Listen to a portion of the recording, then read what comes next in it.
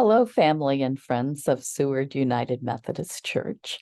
This is Reverend Mary Kay with the Midweek Devotion for October 25th. The situation in Israel and Palestine continues to worsen and continues to weigh on our hearts and minds. And I keep thinking about Martin Luther King Jr. And yes, he preached and worked and advocated during the civil rights movement in the United States. But his words contain a lot of wisdom, and some of those keep echoing in my mind in the midst of this world situation.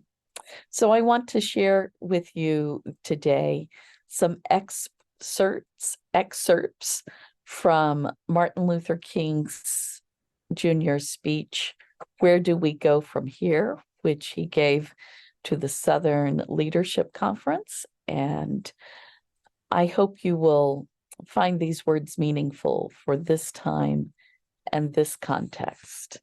When it speaks of the civil rights issues, think too of the struggles between those in Israel and those in Palestine. Think of the struggles between Jews and Christians and Muslims. Now, and from here, I will be quoting King a long bit. Now, a lot of us are preachers, and all of us have our moral convictions and concerns, and so often we have problems with power. But there is nothing wrong with power if power is used correctly. You see, what happened is that some of our philosophers got off base.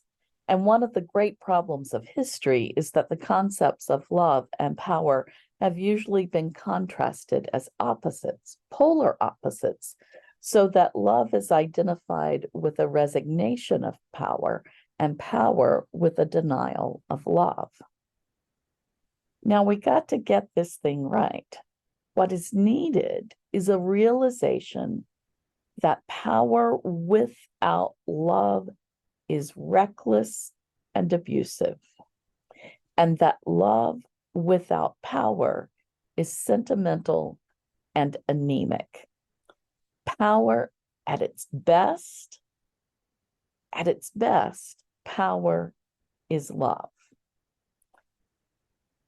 Implementing the demands of justice, and justice at its best is love correcting everything that stands against love. And this is what we must see as we move on. And so I say to you today that I still stand by nonviolence.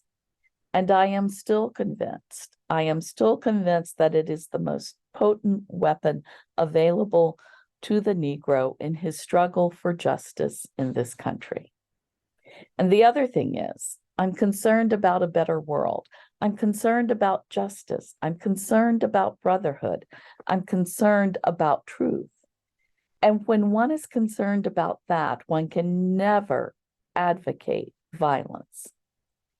For through violence, you may murder a murderer, but you can't murder murder. Through violence, you may murder a liar, but you can't establish truth.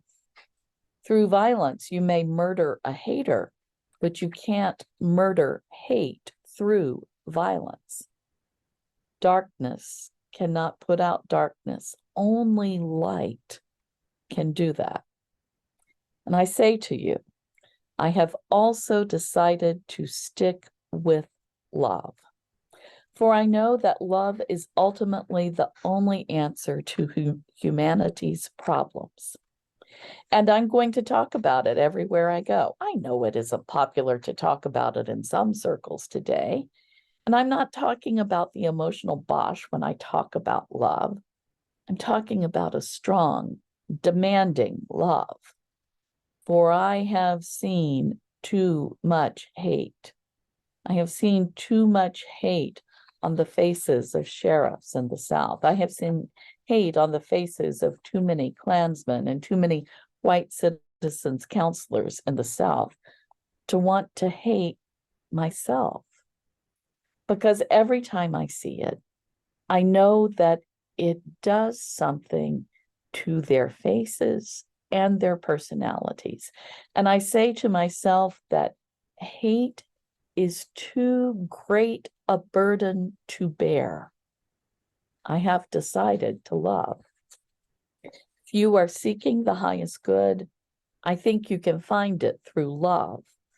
And the beautiful thing is that we aren't moving wrong when we do it, because John was right. God is love. The one who hates does not know God, but the one who loves has the key that unlocks the door to the meaning of ultimate reality. And so I say to you today, my friends, that you may be able to speak with the tongues of men and angels. You may have the eloquence of articulate speech, but if you have not love, it means nothing. Yes, you may have the gift of prophecy. You may have the gift of scientific prediction and understand the behavior of molecules. You may break into the storehouse of nature and bring forth many new insights. Yes, you may ascend to the heights of academic achievement so that you have all knowledge. And you may boast of your great institutions of learning and the boundless extent of your degrees, but if you have not love, all these mean absolutely nothing. You may even give your goods to feed the poor. You may bestow great gifts to charity, and you may tower high in philanthropy, but if you have not love, your charity means nothing. You may even give your body to be burned and die the death of a martyr, and your spilt blood may be a symbol of honor for generations yet unborn, and thousands may praise you as one of history's greatest heroes. But if you have not love, your blood is spilt in vain. What I'm trying to get you to see is that a person may be self-centered in their self-denial and self-righteous in their self-sacrifice. Their generosity may feed their ego, and their piety may feed their pride. So without love, benevolence becomes egotism, and martyrdom becomes spiritual pride. Let this affirmation be our ringing cry. It will give us the courage to face the uncertainties of the future. It will give our tired feet new strength as we continue our forward stride into the city of freedom.